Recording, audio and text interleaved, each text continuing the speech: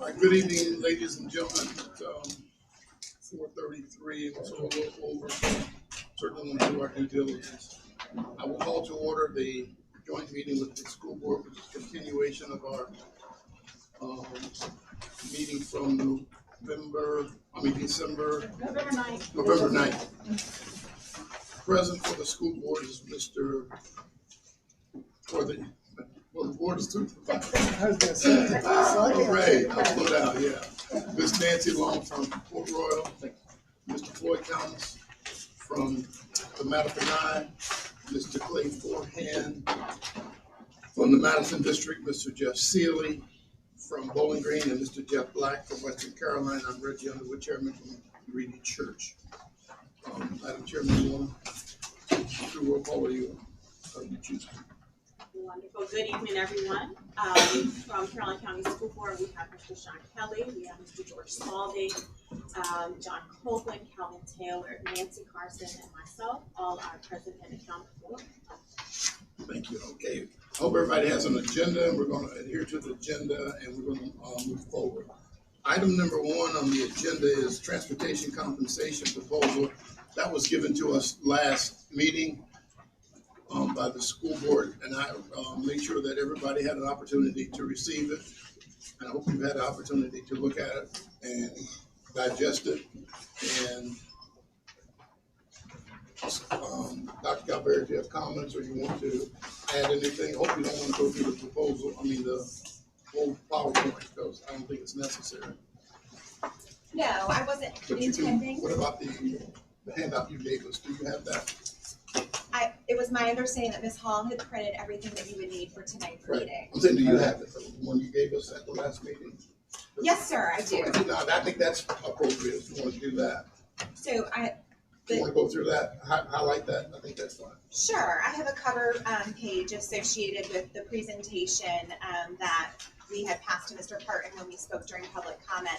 And I don't want to belabor the point because it does sound as if you've all had a chance to look over that. So I won't talk specifically about what we all know to be a critical national shortage associated with bus drivers, car drivers, and really CDL licensed staff.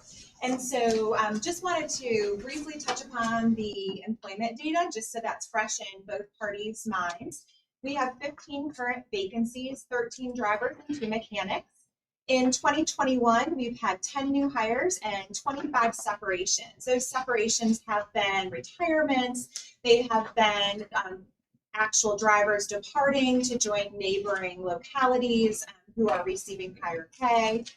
We also have the statistics in the presentation that you have associated with compensation for the 16 surrounding localities.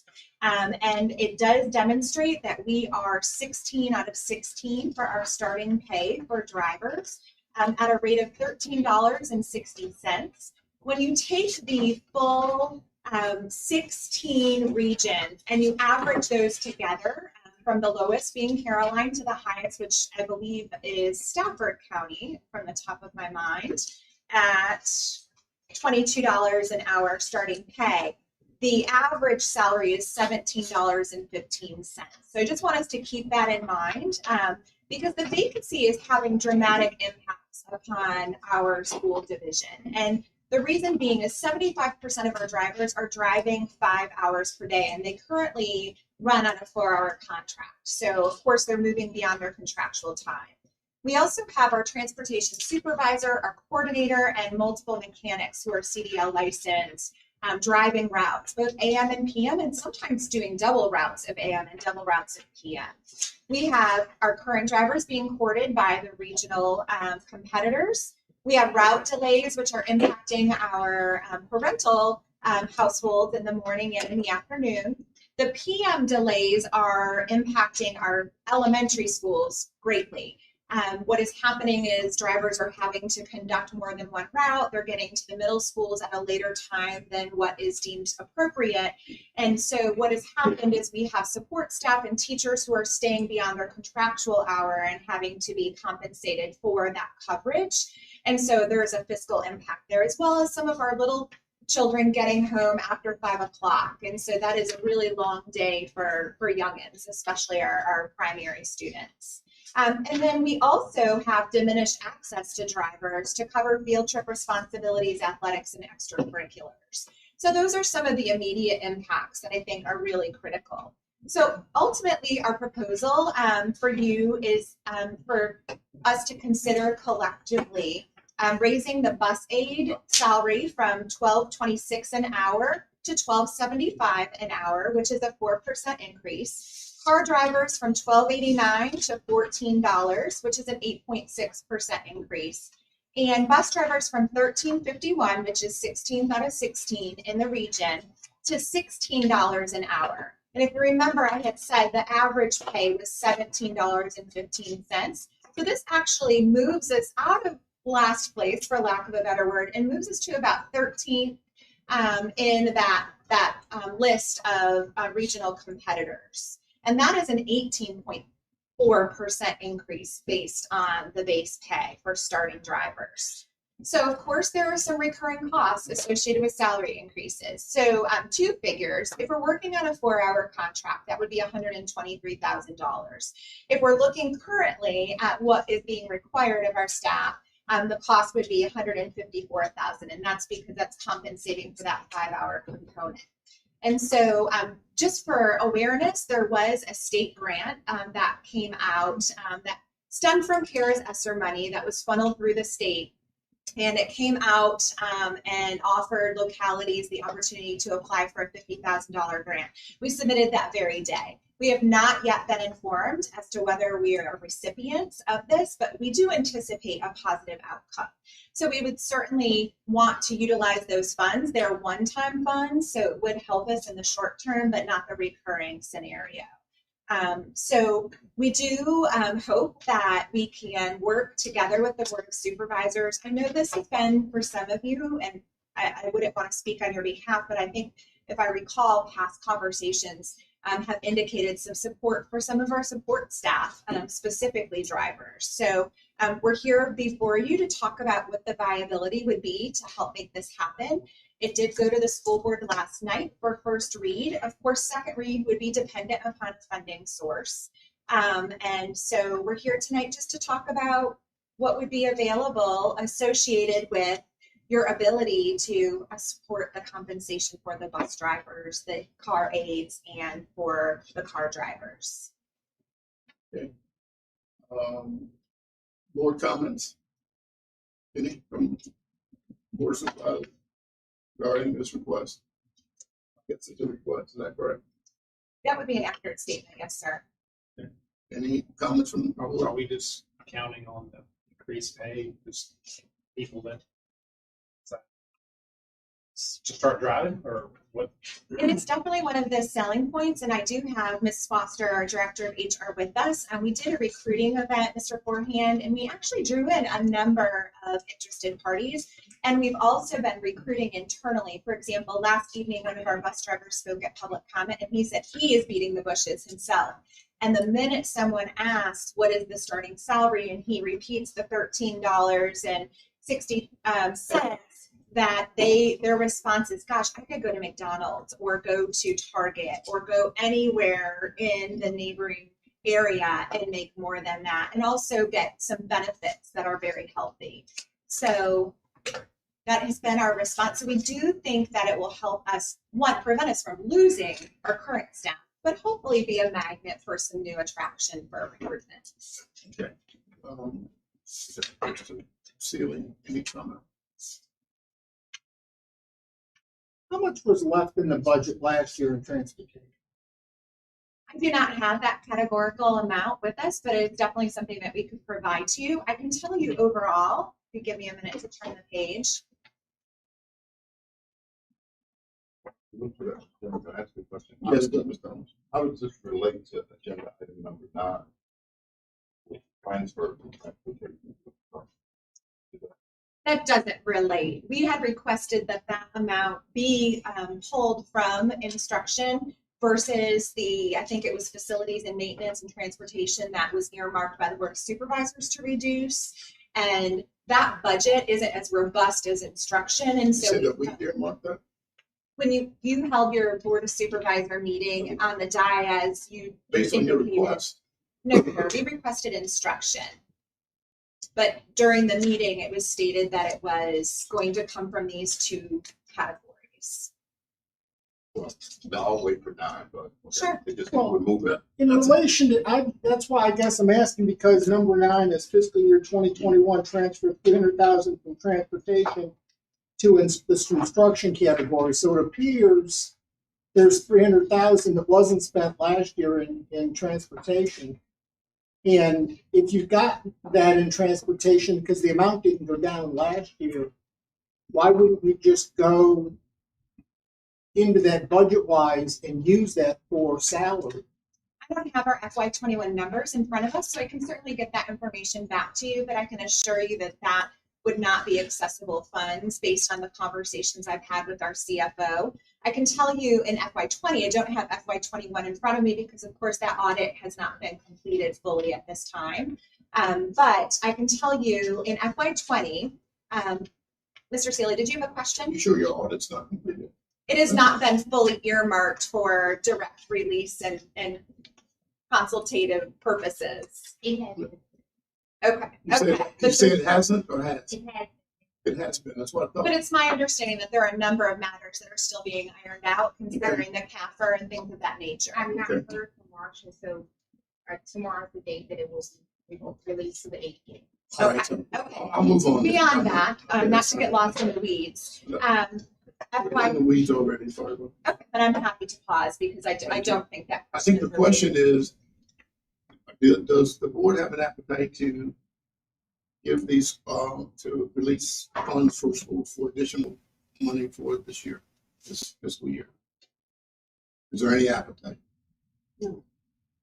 Ms. Long says no. Mr. Thomas, I'd give them whatever authority to move funds around. If they want to. that's not the question. The question is, does the board additional funds of 150,000? Mr. Forehand. Mr. Sealy, Not at this time. Mr. Black. I'd like to see something before I do that on the separation wise, separation of the responsibility, but all school systems are losing bus drivers. It's not just Carolina, it's also making them retire. I'd like to see some data on why that separation took place. Okay, now I agree, I agree that the compensation for bus drivers is very weak. The people who control the salary schedules is the board of school board. You determine the salary for bus drivers as you do all employees. I said at the beginning of February, and I'll say it again, that we're going to give you the budget money for the year. It's up to you how you spend it. And my comment was, we're going to give you the money and get out of the damn way. And I still feel that way. We've given you the money. I was almost, Mr. Taylor and I had a conversation.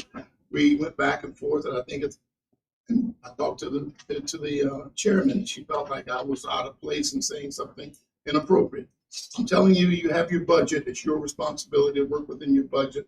That's how I feel. And I'm the fourth person on the vote, and it's 4 and 2. So there will not be any additional money. It's up to you to come and manage the funds that we give you. And that's our position. To respond in relation to your comment regarding it is our responsibility to manage the funds that are appropriated to us. Yes. And I would like to just draw upon some numbers that I think I don't want to hear that. well, I don't really- I'm choosing I don't really to share care. that, I don't want Mr. you to Wood. share. I'd like And to- so If I can just interject, because I think, again, that sounds like a broken record. The level of professionalism is a non-negotiable. We're professional. It We're is just not- non-negotiable. We're just not going to do that. We took a vote. We don't have the money. We're saying we're not going to appropriate additional funds. And so that can be said with a professional choice of words. And that can also be said in this forum where it is a joint meeting. I made my comments in February regarding the money that we give you. I made that comment. I talked to one of your board members, I think maybe 2. You and I had a conversation about the funds, correct? Or what I said in our work session. And we have resolved that, and we But have I'm just also not, we haven't said, resolved it because you're asking for money now. your question was, did you and I have that conversation? That was my So, comment. That's in the right. spirit of not being a hypocrite, what we will do on our side is we will conduct this meeting in order. The agenda item that has been presented was the transportation compensation Yes. proposal. Yes. Thank you. The information was again presented from our side, we presented from your side. We have indicated that there is not an interest. Ms. Calveric said that, Dr. Calveric said she had a comment. You have a board member that stated that he was interested in hearing what that comment was. In the interest of time, Dr. Calveric, do you have a closing statement that you would like to present? We have heard the will of this board. Absolutely. I think it's important to logistically look at historical information. When you look at our total operating surplus in FY18, it was a 0.08%. The county's surplus at that time was $941,000, which was 2% of their overall remaining budget. You also had excess revenue over expenditures of $10.3 million in 2018. In 2019, we Is it the had unencumbered balance? 10.8 was the unencumbered balance, if I'm not mistaken. it's the excess revenue But it's over it's the expenditures. unencumbered balance that we have to keep our bond rating. Let's just be clear. Over expenditures. Or loans. If you're gonna count loans for things that we have to also purchase, because school buses and a number of other things that get done, you can't, you're looking at numbers that are presented as revenue that are really loan amounts. Mr. Sealy, Mr. Sealy. Yeah,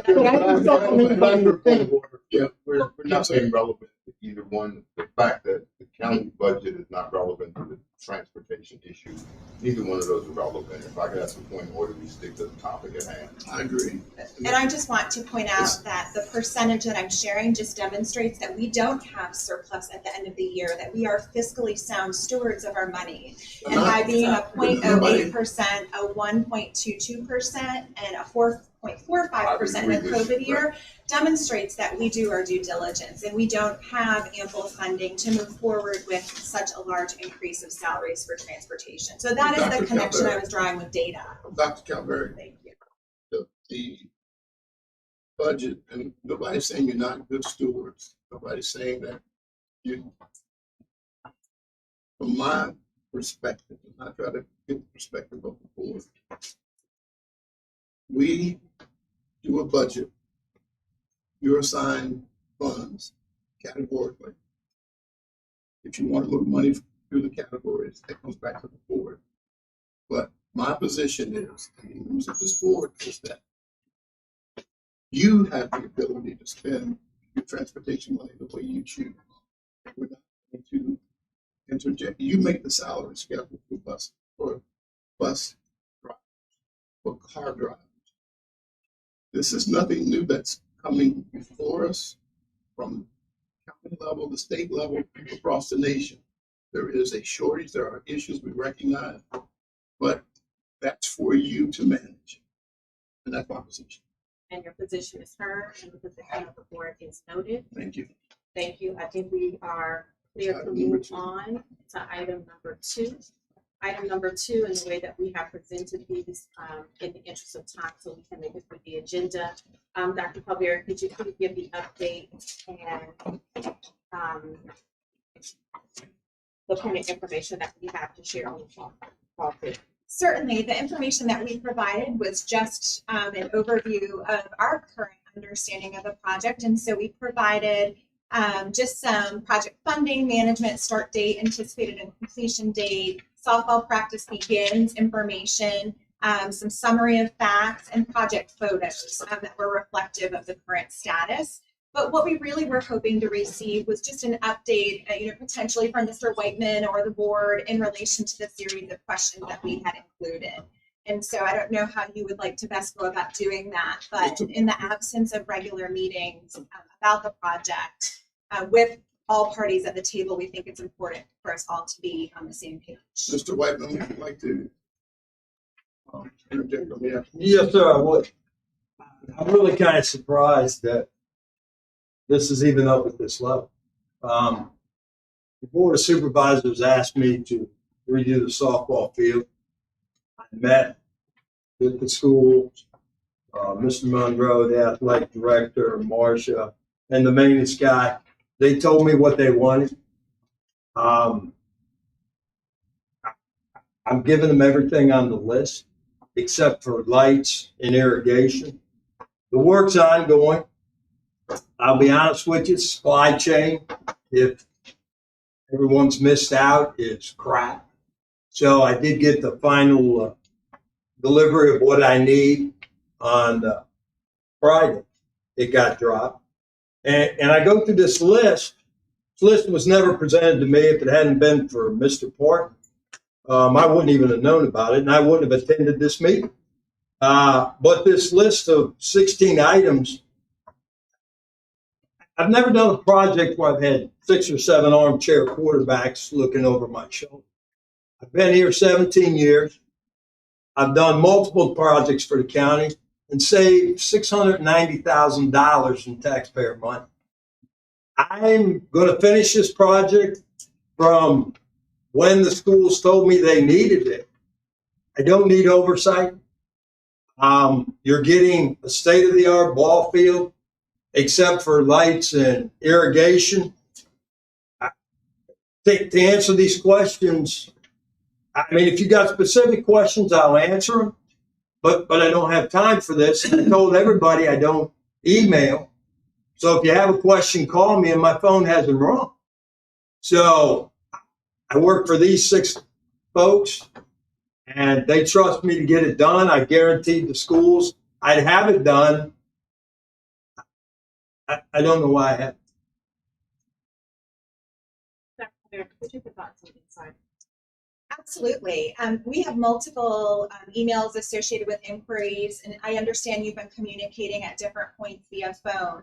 But I understand, and I have Dr. Monroe and Paul Heiser, the athletic director, and Mr. Caldwell, our supervisor of maintenance here. And so certainly they would be deeper in the trenches with this work and be able to provide greater insight. But it's my understanding at the beginning of the meeting, and it was an understanding, I believed amongst the boards, that as this project unfolded, that we would be coming back together outside of an initial meeting just to make sure we were all on par, because you are coming onto school grounds, you're utilizing, you know, the school facilities to get the work done, and we need to make sure scheduling is taken care of, that what the vision is in alignment with what the athletic director and the principal and the school has. So I don't think it's unreasonable for us to have questions, even though the funding and the work is being done by the county. I think that this is a great concern in relation to another agenda item where the Board of Supervisors have talked about taking on school-based projects. It can't be an absence of communication and collaboration where everyone's informed, not simply Mr. Heiser or you know, simply a conversation with Mr. Caldwell, which they in turn bring back to us, but our board needs to be informed as well. So we do have specific questions that I think are worthy of response. Madam Chair, you have anything else regarding this? From the board, from a supervisor's perspective, we said we would do the project, and we're doing the project, and we're on schedule. We haven't inhibited any activities at the school in any way. This is on school grounds outside, and materials have come in, some late, some on time. But softball season is February, I think. I'm not aware that we interrupted anything. Nobody has contacted me and said I was in anybody's way or that I had interrupted anything. And Chris and Paul or Herb, if there's something I'm missing. So every time we come to look at the facility, do we need to call you? Is that what you're saying? I think it would be appropriate as you enter onto school grounds that you at least notify someone that you're coming. And Mr. Heiser is aware of times where he just wanted to say, we have this occurring. We want to make sure your work isn't occurring. It's that coordination, the communication, the collaboration that are really essential for co-joint projects. I've got to be honest with you, Dr. Kilberry. I'll call Paul and leave him a message, and I won't get a call back for a day or two. So am I supposed to wait for that to get work performed? Kevin, Mr. Whiteman, let's not go into that. No, I'm asking you. You want me to call? For at least a monthly or every other month meeting where our facility supervisor, athletic director, and your team come together to have professional conversations so we can answer questions of these types that have risen. So that's what we're asking for. Okay, I get you, Dr. So she's saying she wants a meeting with Kevin and her staff so he can have some collaboration, have understanding of what's being done, and rather than giving us 16 questions, hopefully they would give us 5. I'm going to hold my comment. I'm going to let Ms. Long speak. I I feel the simplest thing to do, Dr. Clark, is for Kevin to have one point of contact, communication, and that person report back to the board. This is our employee. He is overworked. We are understaffed. He does not need to report directly to the whole board. But if he has a contact person, they have communication, that contact person can rely back Right, to that's how you. it's set up. You do not need to take more of his time, and I won't allow it. In the initial meeting that you had, Mr. Whiteman was with your staff. I think you're completely misunderstanding. Can I make a comment real quick? You said I have meet with the whole constituents board. that No, that is not are, what I that want, said. I have constituents that want to play softball this year. I have constituents that have questions that I cannot answer. And I don't talk to Mr. Then Whiteman. ask your employee. Mr. Underwood, these I fielded questions those stem questions from to our our people employees and, because they don't know. it takes forever to get stuff work and usually just send an email out and get a response usually within a couple of hours.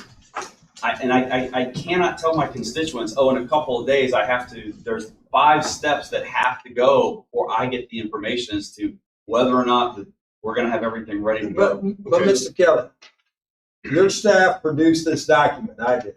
I told them this is what they're getting by the start of softball season. What would the questions be? Mr. Whiteman, there's That's it. What a is- blind, So that person, then you make. oh, sure, excuse me, yeah.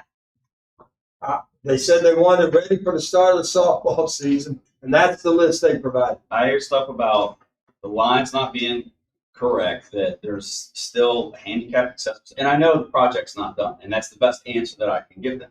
But it would be nice for me as a board member, when I have constituents asking me questions and I shoot the emails off to the chair, the vice chair, and the superintendent, that I can get an answer about that, but instead it has to go through multiple sources before it gets to you. Have them call you directly. And again, I gave everybody my cell phone number. I said, It's gotta do not email me. I don't email. Call me. Mr. Whiteman, okay. So what do you want Mr. Whiteman to contact the athletic director? You want your people to contact Mr. Whiteman? So this is really foolishness as far as. We would like direct Well, tell me what responses to our questions that we have, and we would like a regular meeting that is established, whether that is with Mr. Whiteman and Mr. Caldwell and Mr. Heiser and Mr. Jest. We simply want a touchstone so that we can support him and he can support us, and that we know the status of the project, and if dates change Mr. Underwood, associated with. I can go through these in about 2 minutes. Let's give answers. With low maintenance materials preferred, it's unpainted T111 the best solution. It's pressure treated T111, which means it can be exposed to the elements from now to eternity. I told Paul that if he wanted it painted, he would have to paint it, because there was talk of they wanted it school colors, like the metal I got in school colors. Paul said he didn't have a painter. Could I get him a painter? I said, sure. The answer to that question is maintenance free, doesn't need paint. I didn't use vinyl siding because vinyl siding is crap. It gets cold, you cut grass, you weed whack, it gets old. Kevin, hold on. Kevin. Oh. We're not going through these. Okay. This is a waste. This is a waste of time. If your athletic director has questions, then he can meet with Kevin and give you the answers. But we're not doing this. Mr. Whiteman's not going to be answering to. If your athletic director or your board has questions, you can ask your athletic director, and they can ask Mr. Whiteman. Mr. Whiteman is not reporting to anybody other than you guys want to meet at a certain time. We will not schedule any more meetings as far as this ball field is concerned. Mr. Whiteman, would you be willing to meet with Mr. Heiser and myself? Anytime, again, you got my cell phone number. If you got a question, call me, I give you an answer. Just want to say. But again, this is nearing the end. Right. All of my materials got in. You guys have to realize what the supply chain's like out there. I've got builders that can't build houses, can't get windows and doors. So I'm getting it together. But again, call me. Yeah, we're fine. He said, well, I'm not sure, I have to, so. Call me. And let me be very clear, this is not anything personal.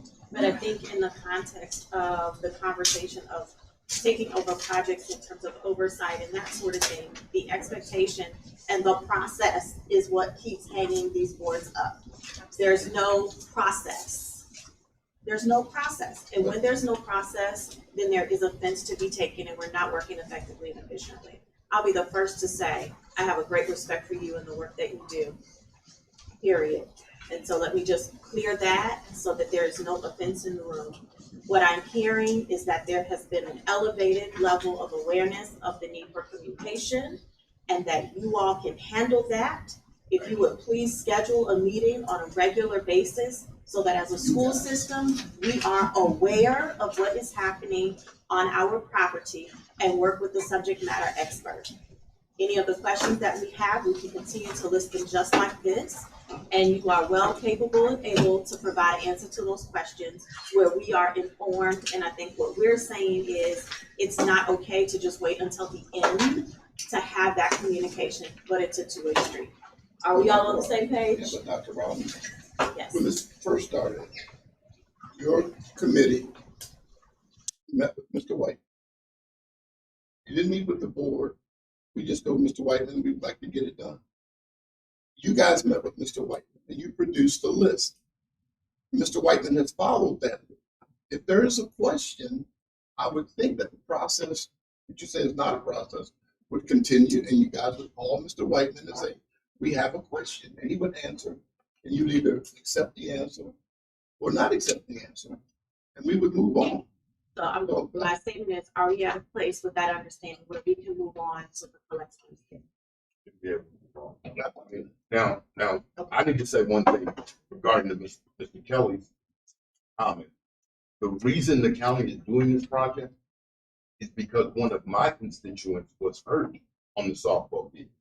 So I pushed our board to let Mr. Whiteman do it. So we're going to do it and make it right. I know he'll do it and make it right. And I agree, but I think, again, it goes back to where the board's got, because I'm listening to you and I'm going, your issue is why is this escalated to board level conversation in a joint meeting? And if we were to rewind to the He hasn't beginning, seen the list. He hasn't seen the list. when it rewinds to the beginning, it is because you were directed by your board to take on this project. No, And funded by the board. And that's how the board got it. You know, we talk about, excuse me, we talk about communication. Again, Mr. Port, and that went out of his way Thursday, to provide this to me. I came to this board meeting and it has been late in my life. That's not good communication. But why didn't somebody call me? because it's got your moment. Yeah. That's why. I'm very sorry to go this direction, but I do think on behalf of Mr. Kaiser, I do have a series of emails where he has communicated and there hasn't been a response. And I know that I told him I don't email. Call me. And I've said that 100 unfortunately, times. we need to be able to have responses through communications outside of phone calls, because oftentimes when that communication is occurring, Mr. Kaiser is in an event, not able to walk away from a wrestling tournament and not able to answer that call. So that alternative method is providing a secondary route of communication. So I think if we can discuss some of that would be very helpful. That's a case that can be scheduled outside of the wrestling tournament during the school day. Correct, absolutely. So that could be a scheduled meeting where everyone can be there. Yeah. I Let's think we're move on. saying the Yeah. same thing. Yes, we are. Dr. Calder, if you would like to move on to action item or agenda item number 3, please. Sure. This should be a very quick overview, as promised, with the $1.2 million that you provided to us out of reversion funds from FY18-19 and a portion of FY20. We just stated anytime we came together for a joint meeting, we would give you an update on projects. You can see the detailed notes in the right-hand column, but most critical, I think, just to anchor our conversation is on the back page, the total amounts that you will see of the $1.2 million. We have spent $612,000, some odd change. We have encumbered 362,000 and remaining is 243,000 for completion of projections that had already been outlined up above. Some of that is, the majority, I should say, is associated with roofing projects that, of course, as those needs arise, is where we are utilizing those funds. And then some projects have come in a bit lower than expected, and some have come in a bit higher. And so some of that remaining balance is associated with those figures. But are there any questions associated with any of these projects? So the 243 Yes, sir. is not encumbered as of right this instant? Correct. That is really earmarked more for the roofing repairs. Okay. That came in at less than what we originally planned, or still to be done, is that? Many still to be done as they occur. And I could certainly yield to Mr. Caldwell to kind of provide additional insight. But That's okay. yeah. I was just optimistic that we could squeeze some projects out of this extra money. Well, I love that you asked that because I do actually think that there may be some flexibility. And if you would like, we could come back when we meet next and say, this is where projects came under, and this is the amount that remains. Would we be able to add this project with your permission to use those funds? So I'll leave that to the collective board to determine if that's something you're open to for discussion. Same about the money. It is, yes, sir. But we didn't want to do that without being transparent with you. So thank you. Any other questions regarding item number 3? No, there are no comments from you. Item number 4, discussion of use of remaining end of the year funds. I guess that's 2021-22, excuse me. 21-22 is what we're talking about this year. So is that what the question is? So with this agenda item, with the sub-bullets underneath, to be brief in the interest of time, there are questions about the last Board of Supervisors meeting.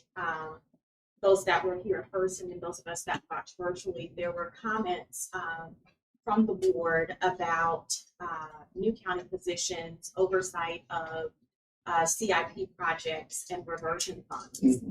Some of those items that you discussed ended with a motion and action in place.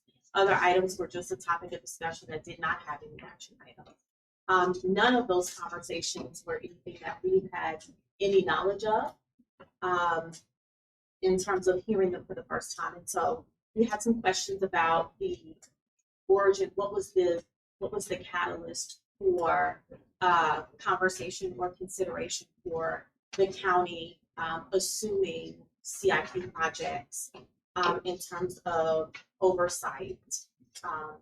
We can take them line by line, but if we could be provided with the information because those decisions impact us. Okay. Let me say this, and I want to be hopefully. I'm a new county position. I don't think the county's ever asked for permission if we need to hire a person to ask you if we can hire a person. No, And but vice if they versa. invest in your permission. And vice versa.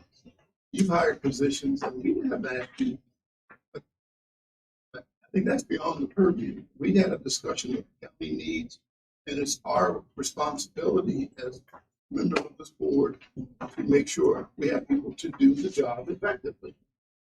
So, I would have to prove that that is not the question. so what's your question then? The question is about specifically in the context of that conversation, it was about taking over the CIP projects inclusive of schools, which then adds workload to the already workload. The workload of what the county has going on, not my business, not my concern. But when we talk about taking on school projects, that was the first time that we've heard it. And so I'm just asking for insight. Sure. Mr. White, Mr. I Blunt. I think the origin, and I don't want to speak for Mr. Underwood, I think the origin, Mr. Whiteman can explain some of the previous CIP projects that we've had concerns about. Mr. Whiteman, can you detail? Yes, I can expand on that. And Mr. Underwood had asked me about construction. We talked at the board meeting. We've got 2 firehouses on the county side going on. We've got an addition to county admin. And then as far as the schools, and I said earlier, I've been here 17 years. I inherited Lewis and Clark when we built that, and every school project since then. And I sat down and I wrote a list that the clerk of the works or the construction manager that you referenced that got passed at the last board meeting, the clerk of the works for Lewis and Clark got cut out because of cost savings. So there was no clerk of the works building all of Lewis and Clark. Madison and the high school, the clerk of the works was supplemented by my department. Took one of our senior inspectors, and they made sure that things were held intact. Bowling Green Elementary, when we did that addition alteration, Dr. Killo hired the finance director's husband as the clerk of the works, Dave McConnell. Unlicensed, unqualified, led to massive problems as far as delays and liquidated damages and court stuff. So over the years, my department has provided the clerk of the works for all of the school projects except for the ones that were cut out, where we didn't have a clerk of the works. So when Mr. Underwood and I talked, I thought it was a good idea. First of all, the building that's going on in this county, I can't provide clerk of the works. People have found Caroline County and we're booming. So with the number of projects that we have, the construction manager, which I didn't want him in my department because to me it's kind of a conflict of interest, and other bigger jurisdictions, belongs to Public Works. So I recommended that we hire a construction manager to oversee county projects, whether it's schools or whether it's the county, they're county projects. And this individual would be well qualified, could look out for the best interests of both of us, schools and the county, and build quality additions, alterations, or new structures. I can't support it though. My department's too big. We have less people in our department than we did in 2008, in Mr. Whiteman's department. When we had the reduction in services, when the housing boom to the bottom, the number of county offices were reduced. Right now, we have multi-million-dollar projects going on in the county. We have less staff than we've ever had. We have to have additional staff to ensure that these projects are completed and the level of integrity we can assure. Mr. Underwood, sorry. Go ahead. I don't know that you would find a board member, and I wouldn't want to speak on their behalf, so please interject if I'm erroneous in this statement, but I don't know that we would or feel that it is not appropriate for you to move forward and proceed with those positions. I think really the underlying concern that we have is to understand where the conversation was birthed about the statement that was made by the board chair at the last Board of Supervisors meeting that schools would no longer receive, you were recommending that we no longer receive any CIP money or any reversion year-end money, and that you would hold all of that, and therefore you would then be supervising and conducting all projects and all purchases. And that was very alarming. And there was conversation amongst your board. I think Mr. Forehand interjected and said, well, listen, we don't need to be buying a dump truck or whatever the example was for them. And so I think the concern is that is a large conversation that has great impact. We love that you want to get Mr. Whiteman and Mr. Schiebel's department's help. We see the growth. We think that the time is prime right now. So if you can find the funding in your budget, have at it. And we know that we'll reap those benefits working collaboratively when we have large projects. But we feel that in the spirit of Caroline County, in the spirit of Caroline County Public Schools, that a large conversation related to withdrawing CIP and reversion access from the schools requires some dialogue. I appreciate that. Yeah, I have a word with Chairman. Yes, go ahead. In the interest of trying to make this work, is there any reason Mr. Whiteman's department couldn't hire the folks that they need to hire, get the inner workings of how it's going now, and get their department up to speed with the work that they have of their own that you admit is voluminous, right? And once that's established and you have your systems working like you want them, then if the discussion comes to that you need to include school, then have the discussion, because you'll have the manpower and the systems to handle the integration. But to handle the integration while you're behind the 8 ball and understaffed and overwhelmed is a recipe for disaster. Well, I think there's two separate issues here. First of all, the plan reviewer that was passed is a code enforcement.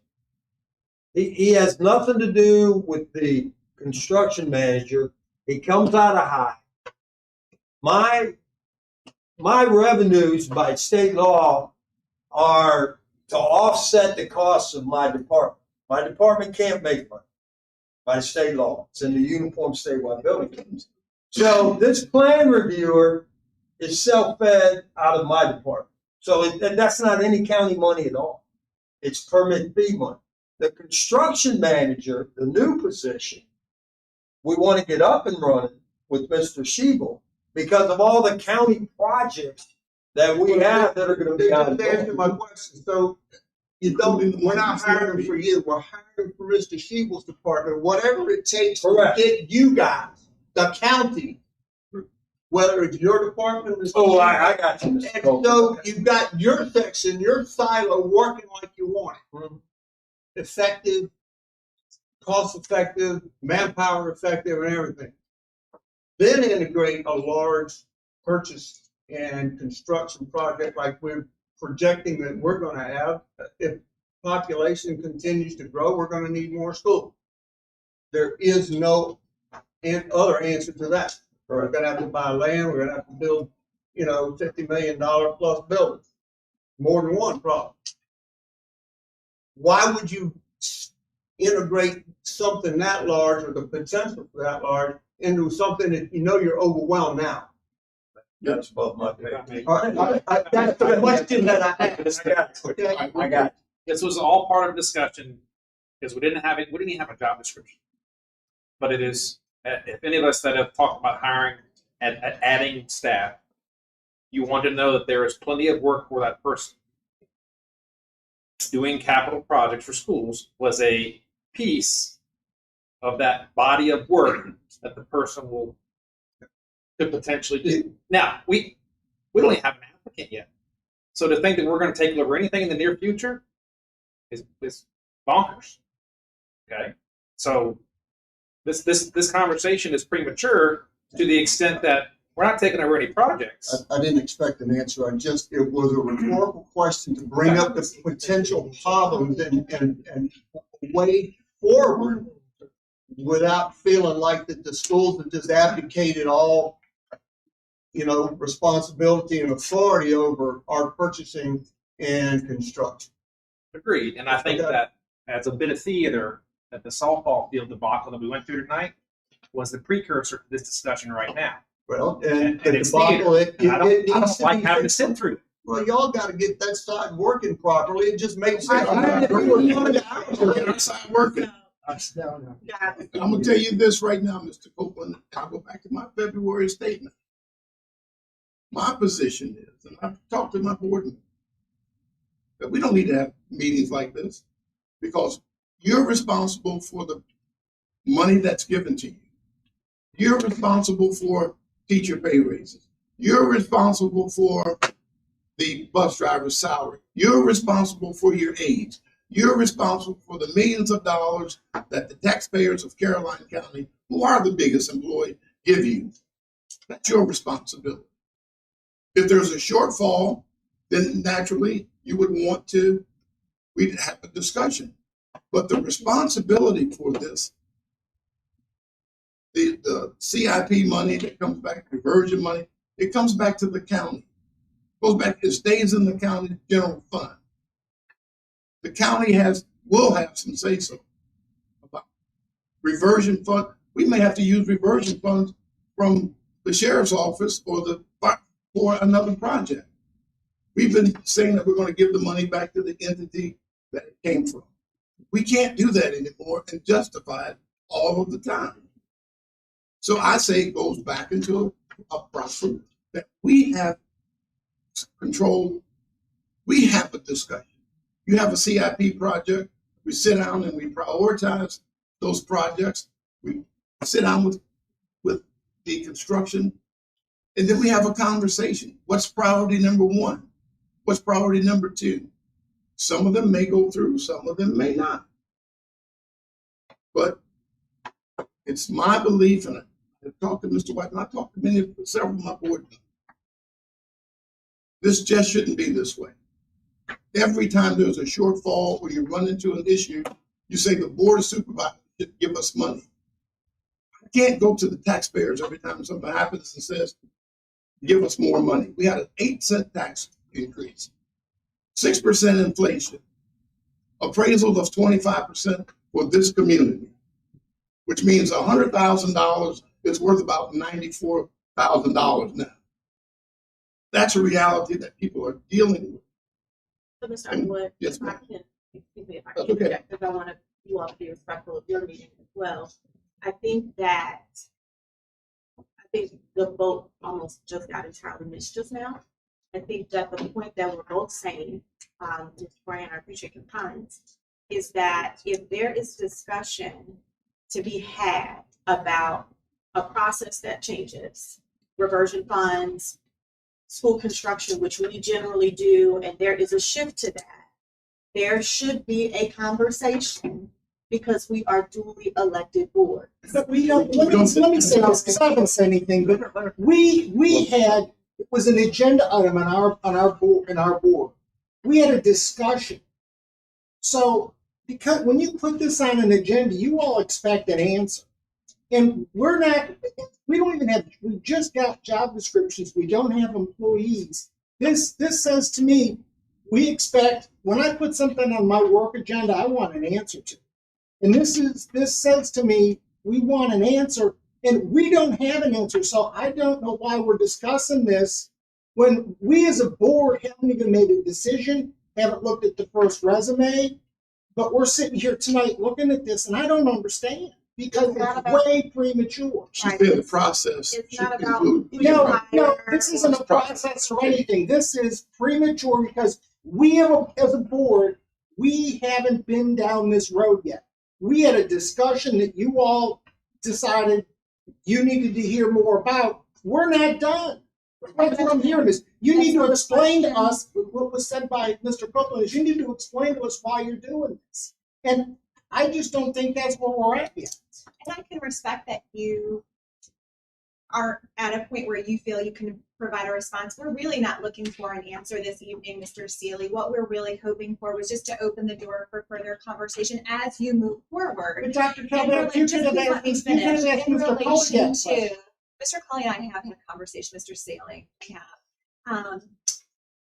Ultimately, we just wanted to, in the board setting, be certain that if there was additional conversation associated with the county no longer providing schools capital improvement plan monies or being open to future conversation about reversion funds, that is something we can have further dialogue surrounding, because there were 30 minutes of the last board meeting spent on this conversation, including schools. So it became a substantial portion of the meeting, which in turn raised our level of concern. And this is an appropriate venue or forum to seek further clarity and information, which we have. We appreciate the job descriptions. I appreciate the conversation and the meeting we had with your administrative team. I think we both came to a common understanding amongst ourselves. But we felt it was important for both boards to have the opportunity to share thoughts. And we just want you to know, we'd love to have more conversation if this is something that Board of Supervisors is going to pursue in the future. Okay, thank you. Any more discussion on agenda item number 4? I don't think any is needed. Move on to agenda item number 5. Mr. Thomas. This is agenda item number 5, which was the discussion of budgets by category.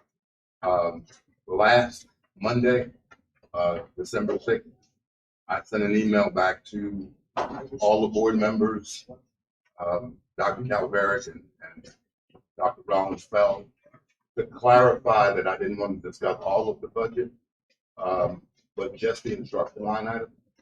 I also sent a spreadsheet with that. Does all the board members have that spreadsheet?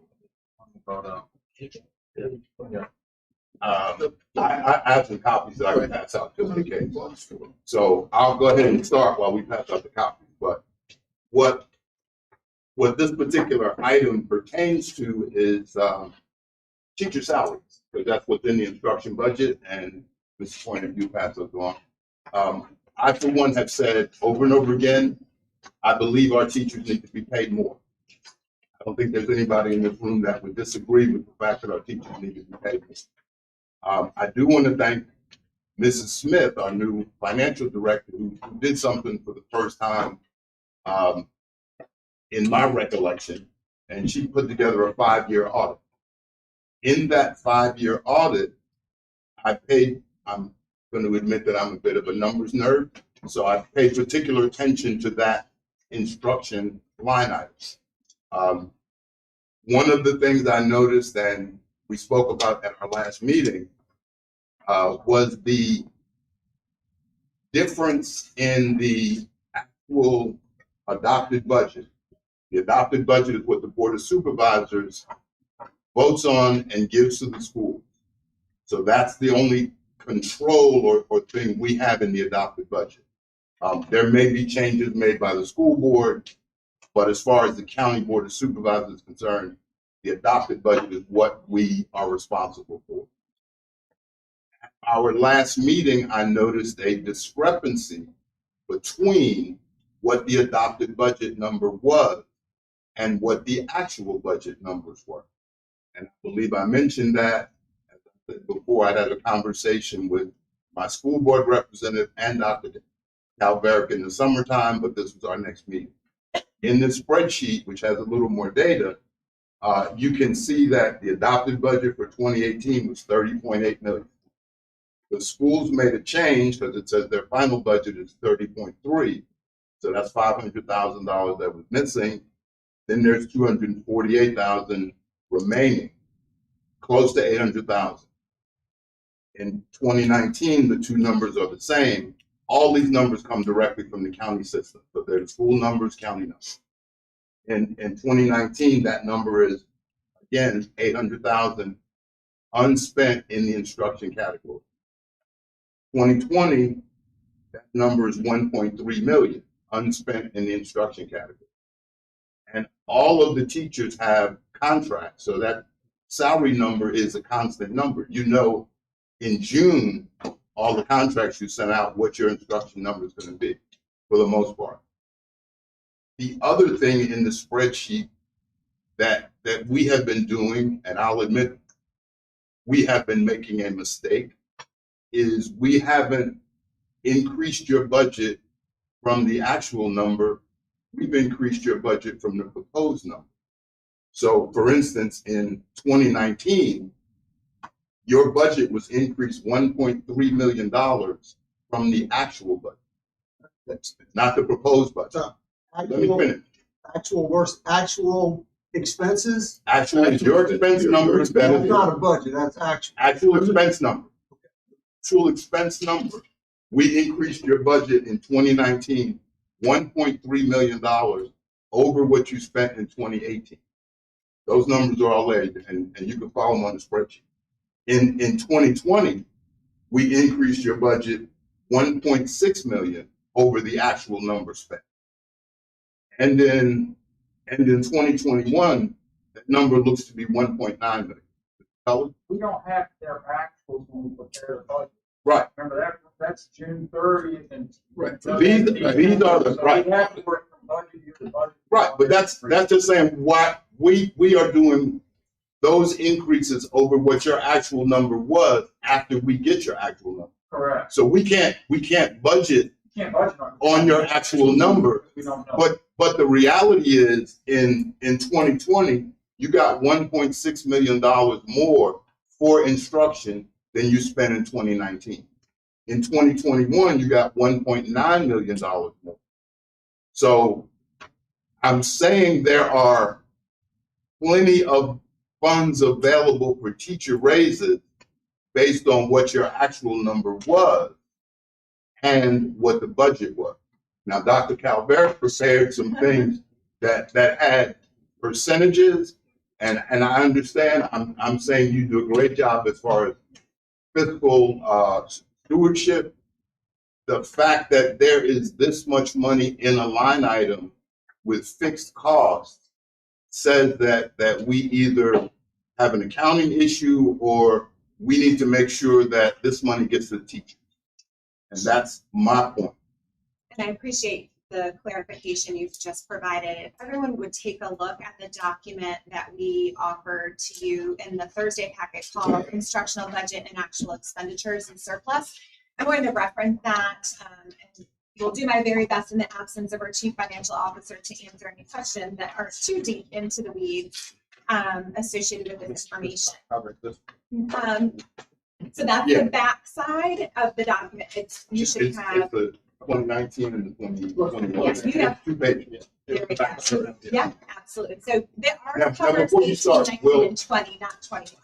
Now before you start, we will agree that all of the numbers appear to be the same. With the exception of one small detail in FY18 that I just want to bring to your attention. So yes, Okay. we agree that the numbers are comparable. In FY18, you noted $803,000 to $708. And I just want to note that that actually, there was an audit adjustment of $68,594. And so we actually had a remainder of instructional budget authority of $180,201. So that is one area. But you reduced the adopted budget from 30.8 million to 30.3 million. See, the county's responsible for the adopted budget. Sure. So that $500,000 that went away. Adjustment that was different from where maybe you had noted versus what we have. But I do want to share in relation to FY18, we'll start there. Caroline County Public Schools remaining instructional budget for FY18 prior to the period adjustments was $180,201 in relation to budget authority. However, there was only $35,126 in remaining surplus, which is of course revenues above expenditures that could actually have been spent out of all categories. So in essence, we only had the available revenues of $35,126. We would have to disagree because I'm responsible for your adopted budget. So that's 30.8 million. Somehow the school system changed 30.8 and reduced it to 30.3. We did transfer $500,000 to technology one of these years. We never pulled money out of their instruction. No, we never pulled money out of instruction.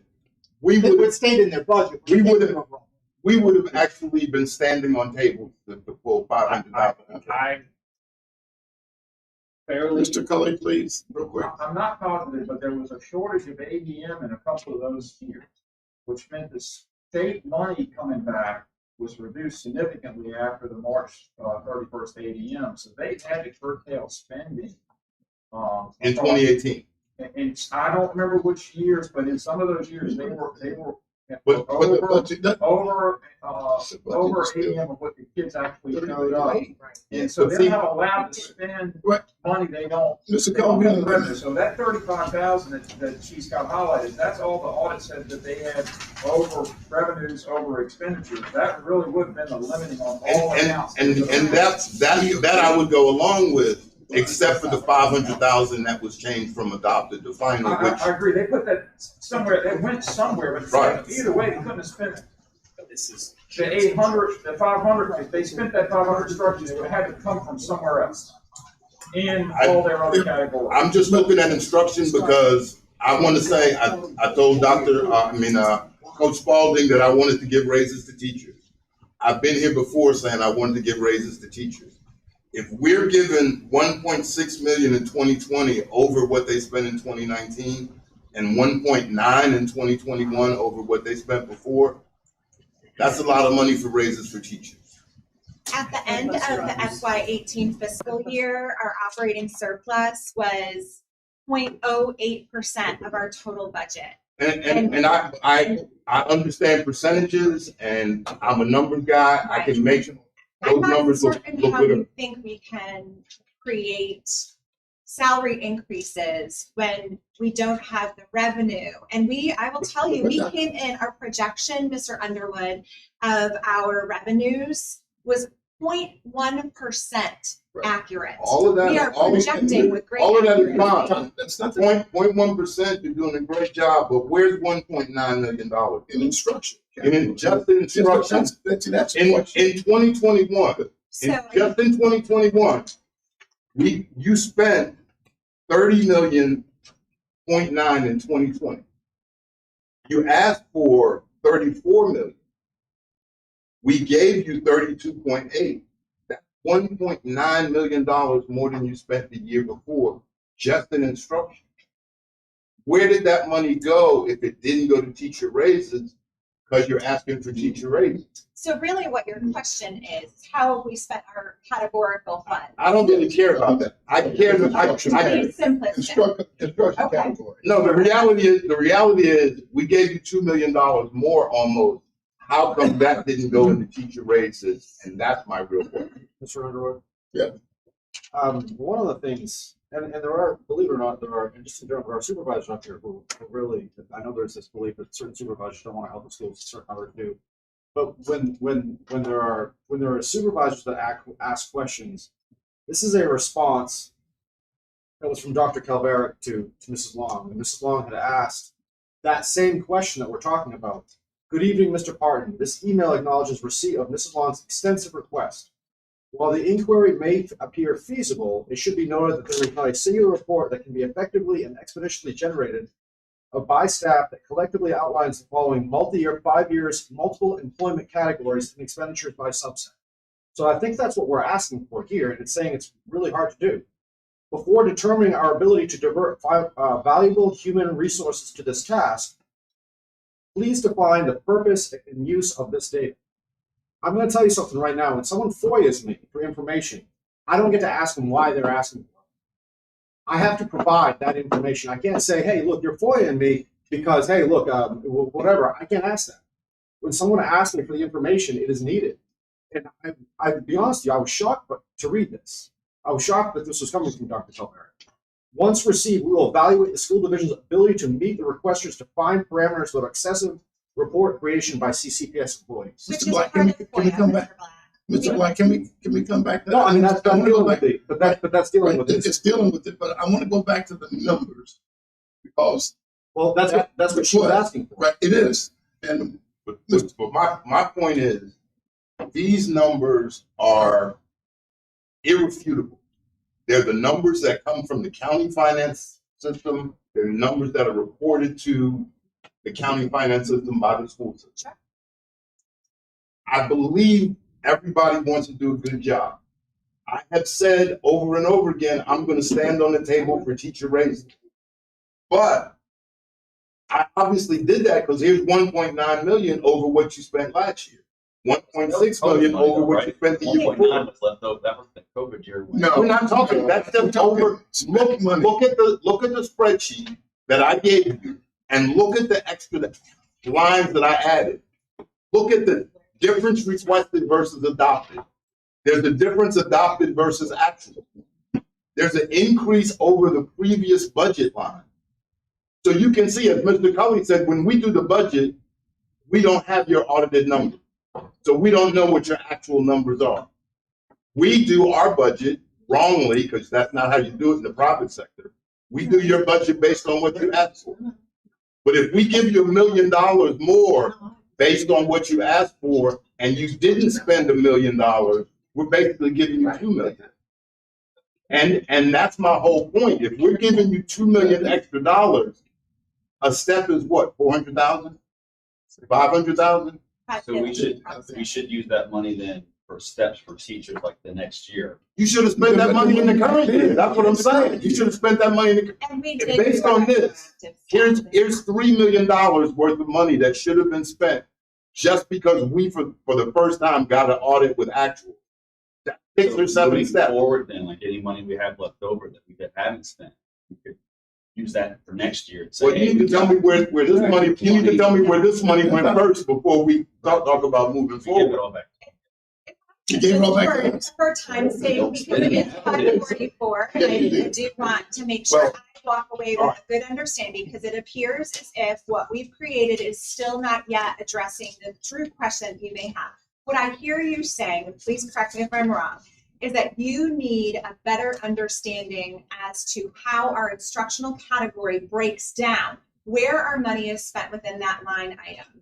And then we can share that with you so you have a better understanding of that category. Is that correct? What I want you to understand is that I believe the Board of Supervisors has given you plenty of money in the past few years to provide substantial raises for teachers.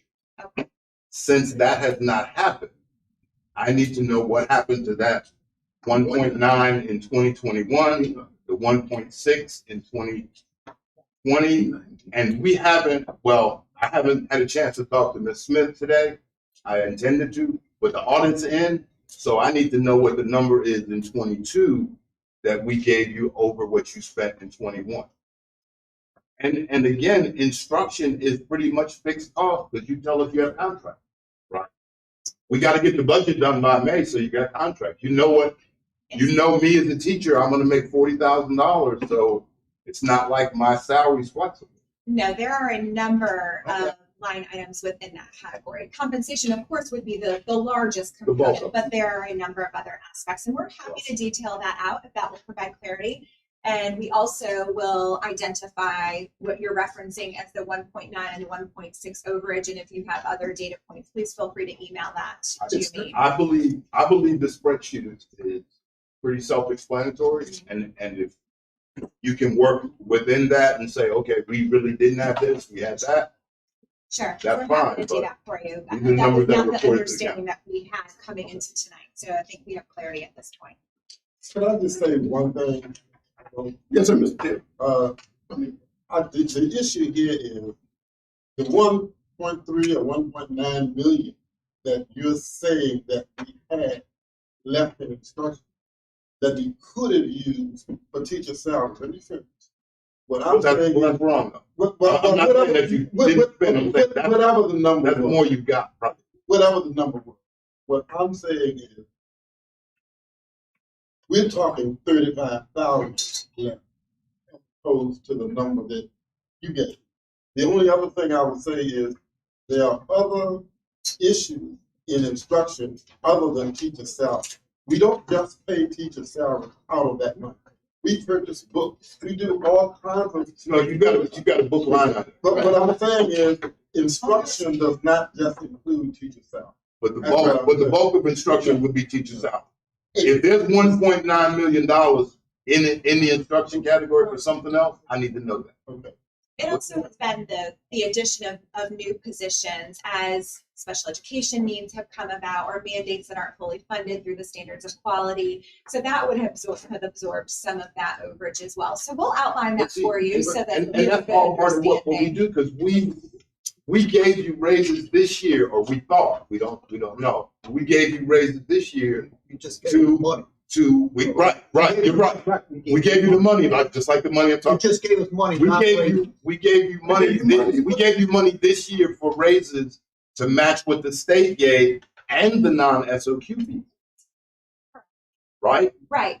So, I mean, We just said just money. It was the local match Yeah. in order to access the state funding. And that has been so I mean, utilized the point over and over again is, I believe that there's some funding that the Board of Supervisors has given the school in good faith for teacher rating. Okay, well, we will come back the next time we have a meeting, hopefully in January, and we will bring data that directly addresses those points you've just made. Ms. Long, real quick.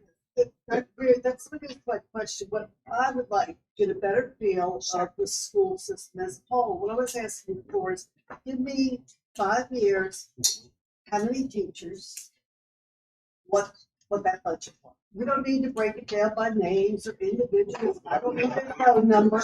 You know, how many were in special ed? How many were administrative?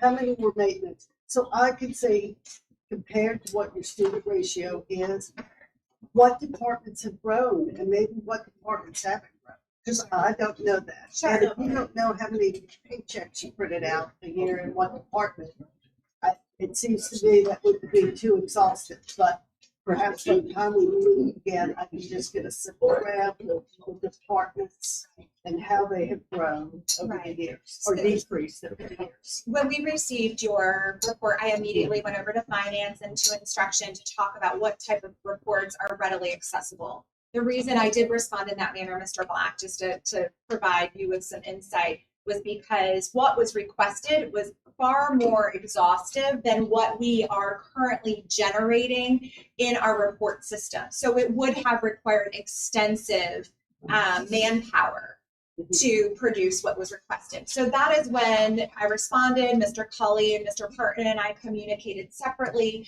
They requested the annual school reports, which of course are a program that we can run to spew out those multi-year reports, and they indicated that they would utilize their resources to provide you with information. Right. Yeah. Tell you what, I think that we'll look for the additional information regarding RX item 7. It's on our agenda for tonight. Regular board meeting regarding Ladysmith Village, Ladysmith Elementary School. I would like to put down the item number 9, so we're not going to have time to discuss item number 8, which we talked about the whole harmless money. We do number 6. Well, I'm going to pass this out while you talk. It's just the strategic plan. We've got dates, and it's everybody in the community, which is everybody here. We're trying to get our strategic plan for 5 years. And there's some dates on there and some times. It would be great if one or more, or preferably all of you, could just show up and lend your voice to what we are trying to do for Caroline County schools and the community. Yeah, let's go ahead. All right, thank you. Go ahead and let's go to item number 9 real quick. We have some questions about the 2021 transfer, and I think we started on the conversation. I just wanted to pass this around, and I know we're not talking about number 8, but there was a request for average daily membership. Yeah. And so I'll pass around that document. You can look at it. It is not broken down by the level that you requested, but this is what is readily accessible to us. So hopefully, we're not going to lose any money regardless. No, we actually have an upward trend right now, which is excellent based on what our trend had been showing over past years. Okay, moving into number 9, and please forgive me, this is a question that is in the trenches with Mrs. Stevens, our Chief Financial Officer. So she has given me information to share, so I apologize for my robotic reading associated with this. So I understand you were just questioning the transfer of $300,000 from transportation to the instruction category. So the FY21 school board budget adoption included $300,000 of Anthem revenues, which were not appropriated to Caroline County Public Schools during that budget process. So the Board of Supervisors approved original appropriation to reduce $150,000 from administration and $150,000 from maintenance. So I think earlier I had said maintenance and transportation. We did that. I'm backing all that. It was actually Well, administration we gave and it back. maintenance. Right. No, just give me a chance to build the context. CCPS staff requested the instructional category be reduced by said amount instead. The Board of Supervisors agreed to the instructional reduction. However, the appropriation was not completed at that time by CCPS. So that was something that should have happened immediately. It was an oversight. And so budget amendment number 7 for FY21 was approved by the school board on November 8th, 2021, when our chief financial officer recognized that that had not occurred right after the board of supervisors approval. She went ahead, she worked to get that board approved. But that's for the fiscal year that already closed. She worked with the auditors, and the auditors are aware and have a statement. For the fiscal year that closed. Correct, yeah, absolutely. So- Well, if I read the next statement, that might help, possibly. And if you have a question, I'll write it down and bring it back to her. The county's comprehensive annual financial report for FY 2020 audit states the following on page 39. She said, number 4, the appropriations resolution places legal restrictions on expenditures at the department level or category level. The appropriation for each department or category can be revised only by the Board of Supervisors. The county administrator is authorized to transfer budget amounts within the primary department. However, the component unit, school board, is authorized to transfer budget amounts within the school system's categories. And then number 1, a reminder that the Board of Supervisors does not adopt our budget by detail, only by category. So CCPS school board adopts by detail, and that permits them to move within the same category and among categories. You by law, since we appropriate by category, are allowed to move within a category without any permission. And among categories. When you move from category to category, you require Board of Supervisors. No. It says right in the document, and I'm sorry, this is not my area of expertise, but we pulled right from the document, and it states that the CCPS school board adopts by detail, which permits to move. So her understanding is that they can move within category. And Our legal Our legal interpretation is that it cannot, you can move money within the category, not outside the category. So that's one that will have to be cleared up. Sure, that's fine. That's Right. greater clarity. Board, so just for clarification again, within your categories, you have the ability to spend money as you choose. Outside of the category, you can't take instruction money and put it into transportation or administration. You can't do that. That's not within your purview. You gotta come back to the board to have that done. That's the question. So maybe we both should consult our attorneys on language and then come back together and make sure there's common understanding. Does that sound I think reasonable? there has to be some clarification there. Okay. I don't know if you are allowed to. Are you allowed, this is Smith, are you allowed to move money after the fiscal year is closed out? No. So this is money you moving after the fiscal year is closed out. Again, I'm going to be really transparent. This is not my area of expertise, and so I will bring your questions back in relation to this specific matter to Mrs. Let me make my Stevens. questions very plain. Sure, Your fiscal year ended June 30th. correct. You have some sort of legal authority to extend payments till July 31st. However, you made this particular transfer in November to June 30th, and without a doubt after July 31st, which is your deadline. So she has transferred money in a fiscal year that has already been closed out, which our finance director just said is not allowed.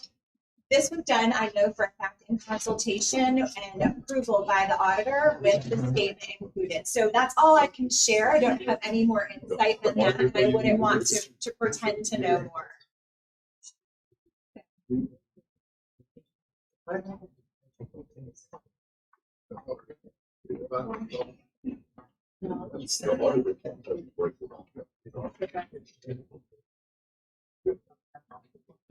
No, I'm telling you. You know, that's why I tell you can drive. I think what we should agree on is getting clarity regarding the language, and then I'll go back and We were look at having some a of private those discussion. associated with Mrs. Stevens, and we'll get to full circle back. All right, board members, I apologize. We ran over a half hour. Motion to adjourn. We need a motion to adjourn. Second. All in favor, say aye. Go for it, Normus. Thank you. Is there a second?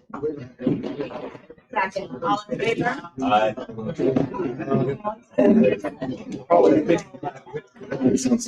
I mean,